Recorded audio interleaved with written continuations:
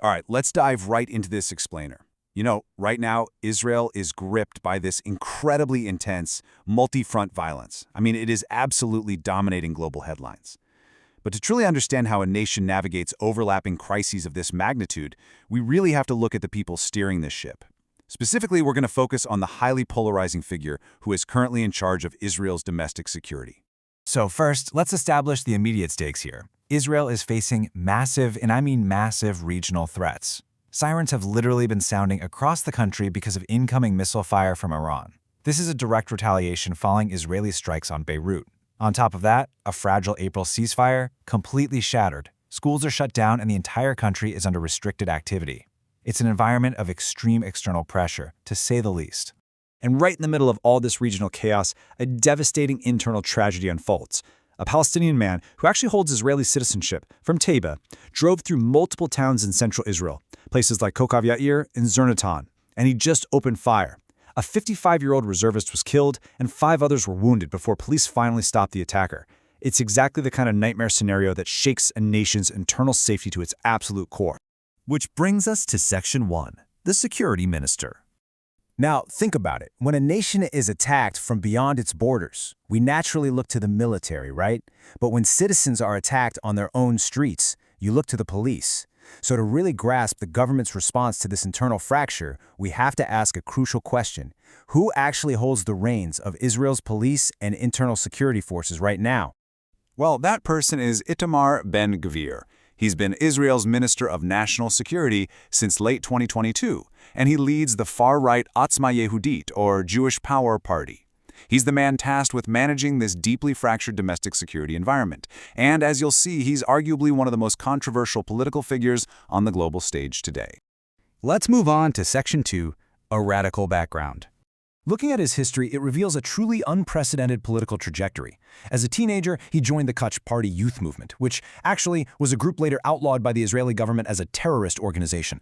Then in 1995, he notoriously went on TV holding a stolen hood ornament from Prime Minister Yitzhak Rabin's car, making threats just weeks before Rabin was assassinated by a right-wing extremist.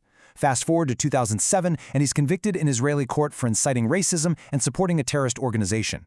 Yet, jump to 2022, and this exact same man is appointed to oversee the very police force that once arrested him. I mean, it's a stunning shift. His professional life before taking office is just as revealing. He went to law school, but he actually had to fight the Israel Bar Association just to take the exam because of his criminal record. Once he got his license, he became the go-to defense attorney for extreme right-wing Jewish activists. We're talking the Hilltop Youth, the anti-assimilation group Lahava, and, perhaps most notably, suspects in the horrific Duma arson attack, which killed a Palestinian toddler and his parents. This leads us right into Section 3, 2 different responses. You see, depending on who is holding the weapon, the National Security Minister's response to domestic violence shifts pretty dramatically.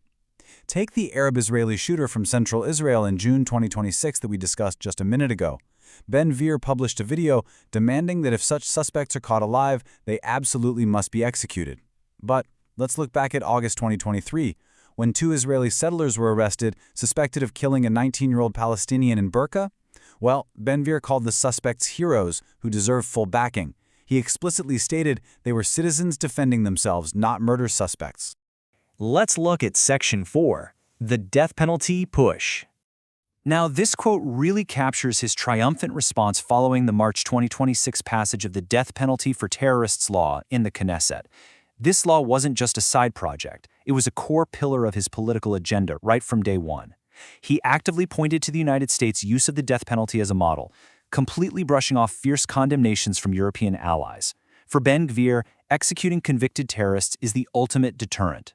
But as you might expect, this unapologetic approach has triggered a severe, widespread, and frankly unprecedented international backlash against a sitting Democratic minister. The UK, Canada, Australia, France, Spain, Ireland, the list just goes on. These nations have hit him with asset freezes, travel bans, and entry bans. They're explicitly accusing him of inciting settler violence against Palestinians in the West Bank. Even the United States has come out and strongly criticized his actions. It's a massive diplomatic fallout.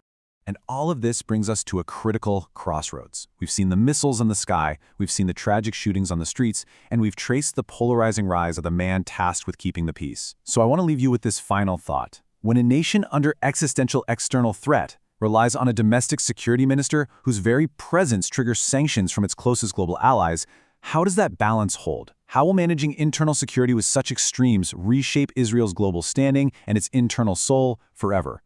It's something we really need to watch closely.